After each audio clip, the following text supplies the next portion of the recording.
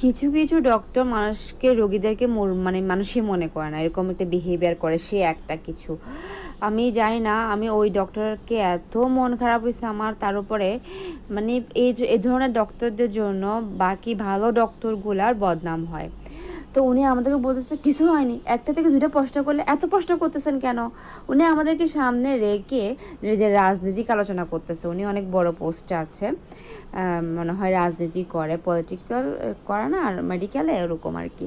মানে আমাদেরকে সামনে রেখে রাজনীতি আলাপ করতেছে, কি রাফ রাফ বিহেভিয়ার ওনার, ও মাই গড। আমার তো ইচ্ছে করছিল তখনই ওনাকে কিছু একটা বলে আসি, কিন্তু আমার হাজব্যান্ড এসব সিনক্রেট পছন্দ করে না দেখে কিচ্ছু বলতে পারিনি।